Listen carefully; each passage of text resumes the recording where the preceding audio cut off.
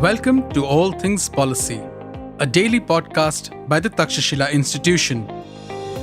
We are a bunch of policy nerds based in Bengaluru, and we like bringing fresh perspectives to Indian affairs and Indian perspectives to global affairs. So grab a cup of coffee, sit back, and join us for today's chat.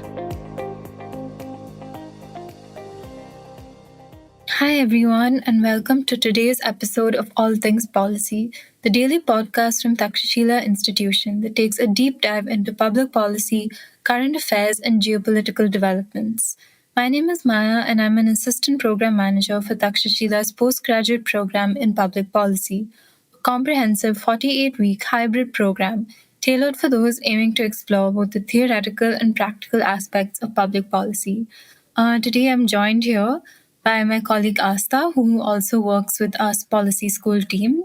It's a pleasure to have you on the podcast today. Please go ahead and take a moment to introduce yourself. Thank you, Maya. It's great talking at this platform. I'm Astha, Program Manager for Defense and Foreign Affairs. And today we'll be talking about an island of strangers, why the UK is pushing migrants away. Great. So this episode, as Astha already sort of laid the bricks for, is about immigration. We're going to be talking about immigration, more specifically one of the most charged and I think one of the most consequential shifts recently in UK immigration policy. So on May 12th, the Prime Minister of the UK, Keir Starmer, declared that uncontrolled immigration had turned Britain into, quote, an island of strangers, unquote. And with that, he sort of unveiled a new immigration white paper that marked a dramatic departure from the Labour Party's more traditional stance as we know it. And at the heart of this white paper draft or policy document or brief was a very key change. And this change was extending the qualification period for permanent residents from 5 years to 10 years, so doubling it. And the government and the government media said that this was to promote social cohesion and integration. But a lot of the opposing parties and critics were arguing that it risks creating exclusion for the thousands who live and work in the UK. So in this episode, we're going to look at what exactly is in the white paper, the political messaging behind it, and just in a more broader scale, what this even tells us about migration politics, national identity, perhaps the retreat from globalization that we're seeing, and the rise of nationalism that we're seeing, not just in India, but all over the world, as well as the negative languaging around migration. That sounds concerning, Maya. So, what exactly was in this white paper? Could you break it down for folks who might not be familiar with these changes?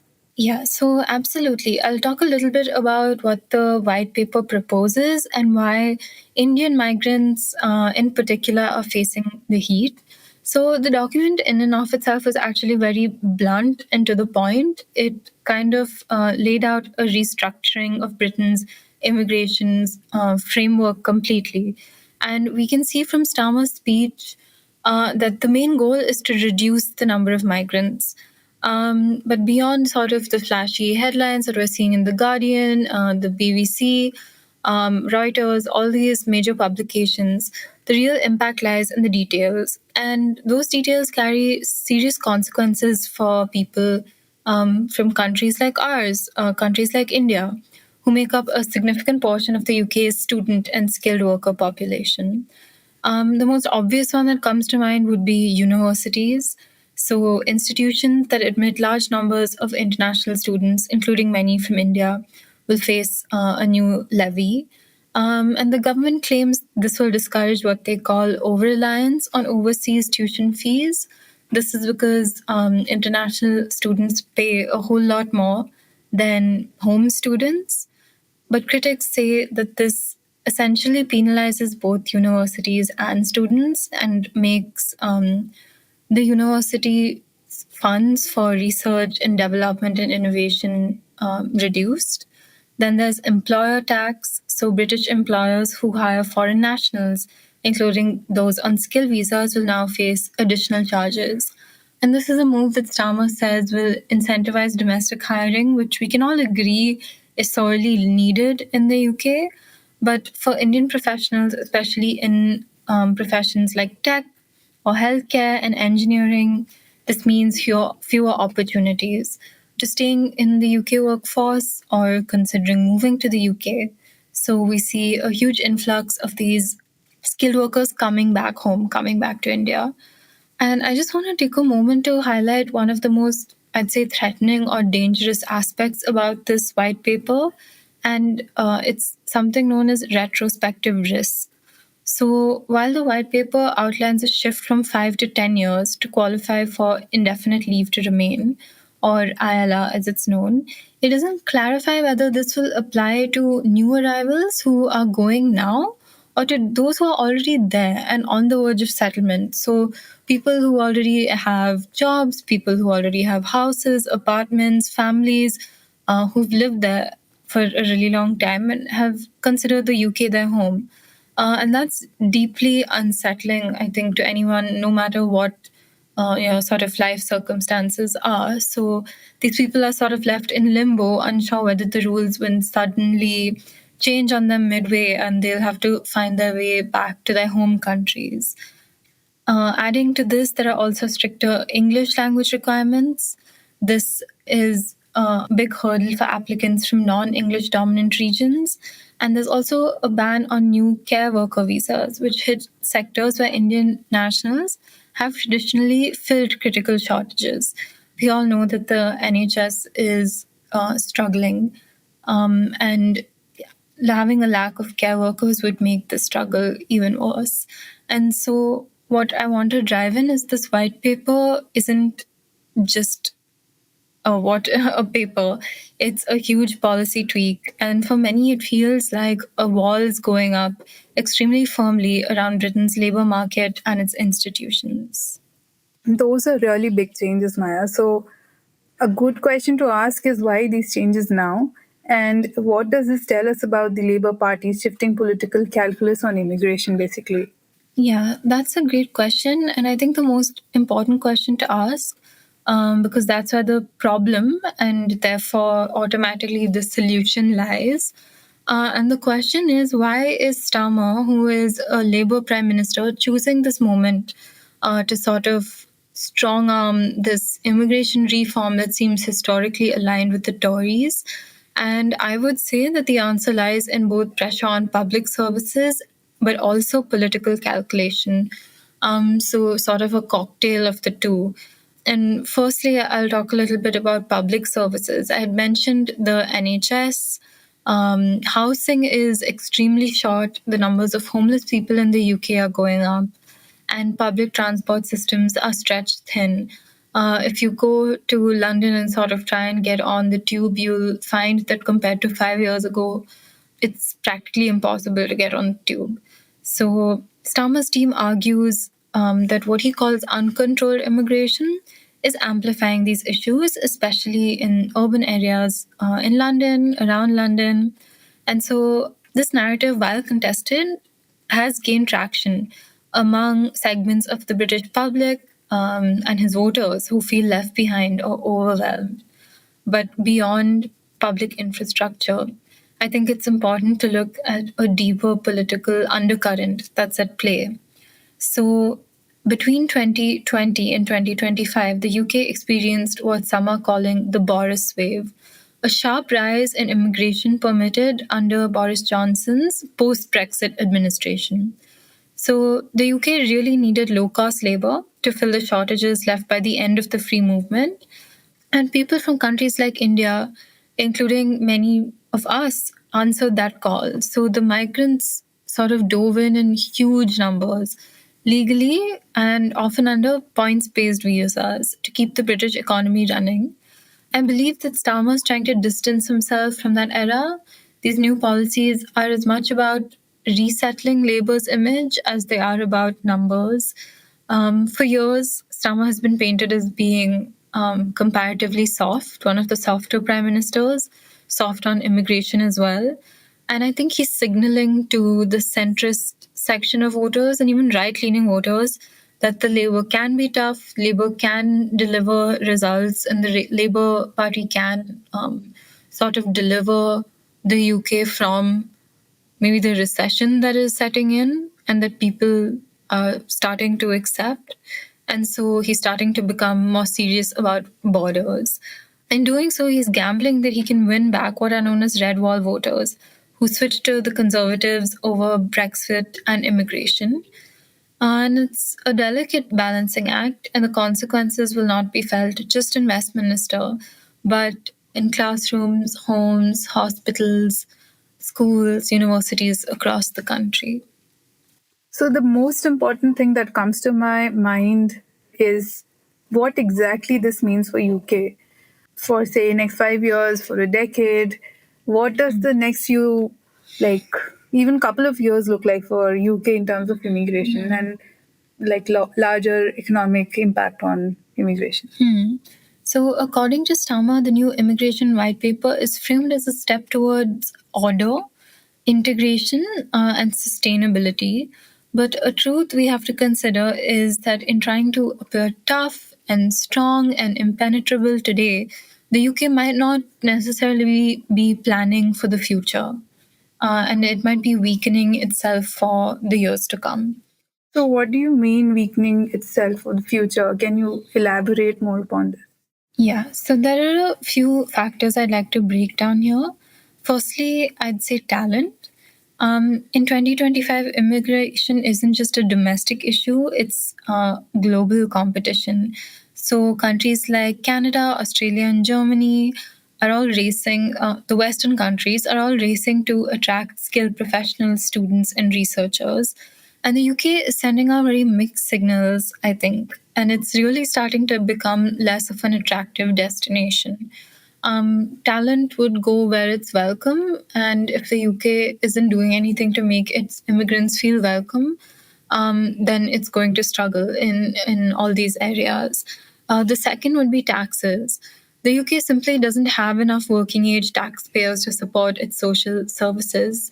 And most people don't realize this, but only a fraction of the population are net contributors, meaning that they pay more in taxes than they consume in services. So many immigrants, especially those on skilled worker or tier 4 visas, are net contributors. So these immigrants that you see every day are the ones paying for your public transport, paying for the NHS, paying for all for housing. And if the UK restricts their entry or delays their settlement, it's effectively turning away revenue it very badly needs and emptying its own fund or its own bank, so to speak. The third, which I've touched upon, is universities. Again, international students pay twice, maybe 3 times what domestic students do. This all goes towards funding labs, faculty, and scholarship. So I think the quality of British or even London, the Russell universities, or the top 5 universities, their quality would struggle if Indian students or Chinese students or other international students don't want to attend. There's also aging. The UK is getting older. By 2030, more than 1 in 5 people will be over 65. So banning care workers may sound like taking back control, but in practice, it means not having enough people to care for the elderly, including British pensioners who spend their lives paying into the system itself. And all of this, all 5 factors that I've talked about, raises one final urgent question, which a lot of people have been asking, which is why is the UK focusing on restricting legal immigrants instead of solving the real problem of illegal immigration? These policies make it harder for rule-following migrants while doing little to address irregular routes of immigration. And it's a policy that has maybe great optics from the UK's point of view, but long-term consequences that could be slow, structural, and essentially a slippery slope towards decline.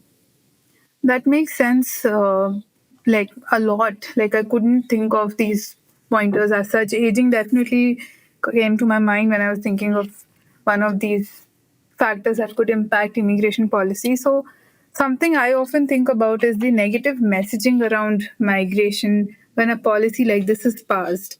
What kind of language is used? What kind of views are broadcasted through the media, and how are they framed? Can you talk a little bit about them as well? Yeah. I really like this question because it's very relevant. I feel like it comes up a lot in my reading and writing and research. And this concept is basically the power of language and how language is inherently a powerful, alive, and dynamic thing. It's not something that's dead. And in Keir Starmer's public speech on 12th May, the language he used wasn't just about legislation, it wasn't just about policy, it wasn't just about law. It was essentially about identity, belonging, and exclusion. And one phase stood out, which we're going to use as the title of this podcast, and it was An Island of Strangers. And that's a powerful line and a dangerous one because it frames immigrants not as contributors or members or neighbors or part of the community, but as outsiders, strangers, the other, which is also a good segue into bringing in Edward Said's Orientalism, where he talks about to have an other, you have to have the I, you have to have the community.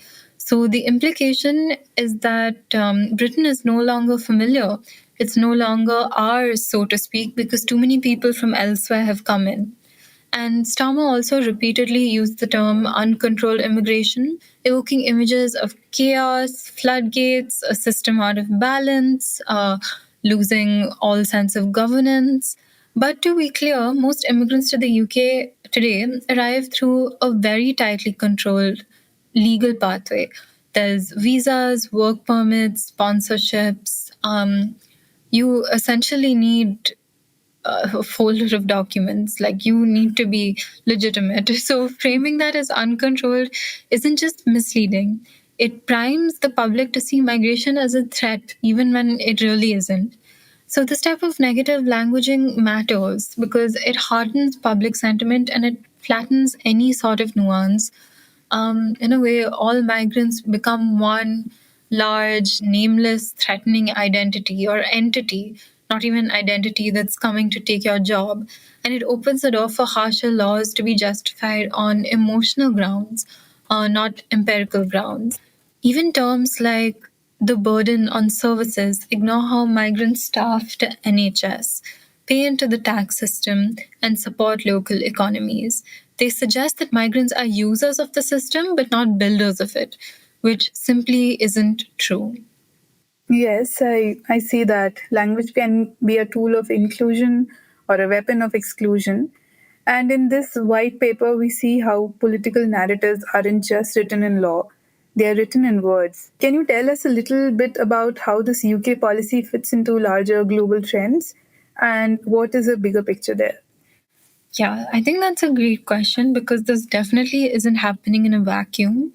So, what we're seeing in the UK right now, the tightening of borders, the suspicion of foreign labor, the rhetoric of national identity, is part of a much larger global trend.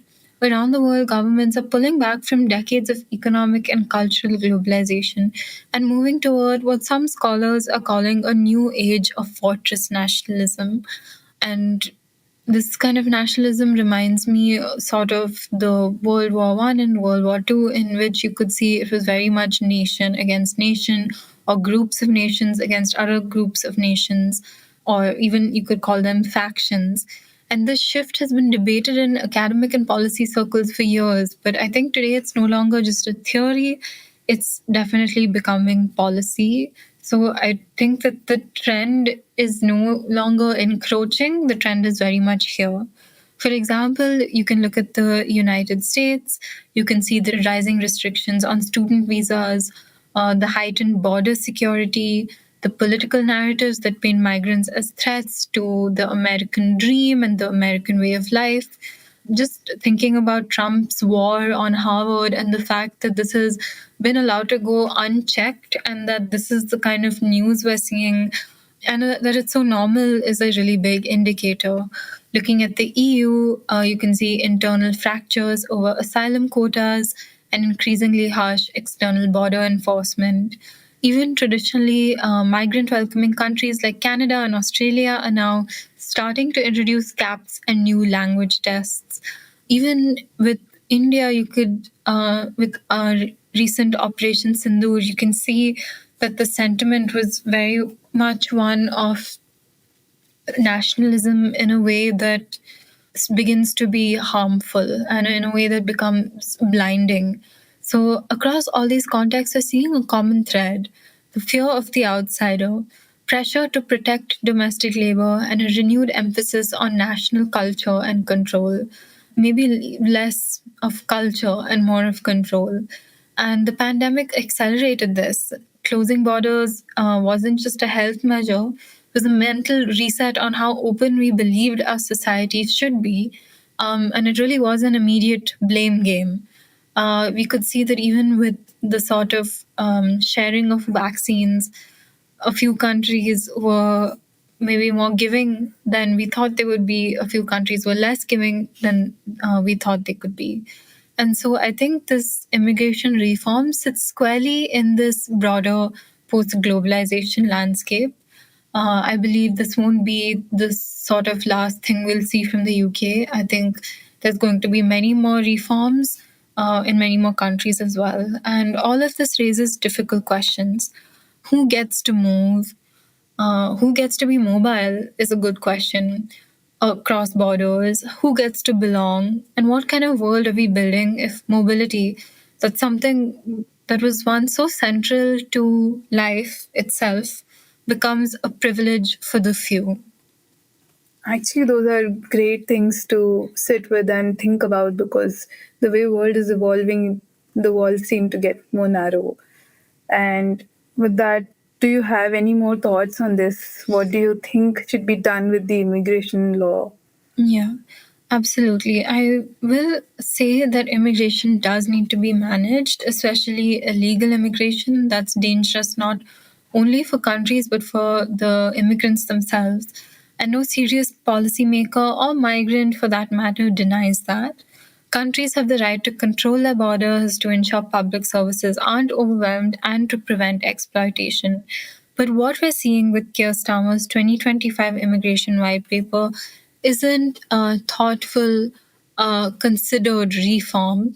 I would say it's a knee-jerk response or a band-aid response dressed in sound bites, a political pivot that risks throwing the baby out with the bathwater to achieve his short-term objective, which I think he's achieved. But by focusing on legal migrants, so international students, skilled workers, care professionals, the UK isn't fixing its migration system, it's punishing the very people who uphold it. And in a world where every major economy is competing for minds, not just muscle, the UK may find itself losing the very people it needs to build its future. So the question we're left with is this: can we imagine a migration policy that's both fair and forward thinking? One that balances control with compassion and empathy, sovereignty with openness, and politics with long term prosperity? Because I don't think the choice is necessarily between open borders and no borders at all. It's between smart policy and self sabotage. Thanks, Maya. That was really interesting chat we had today. And we have come to the end of our episode. Thank you, Astha. I had a great time talking with you today. I hope our listeners enjoyed this discussion about immigration as well. And we'll see you in the next episode. Bye. If you liked our show, dive into Takshashila's research on technology, strategy, and economic affairs. Check us out at our Twitter handle @Takshashila INST or our website takshashila.org.in.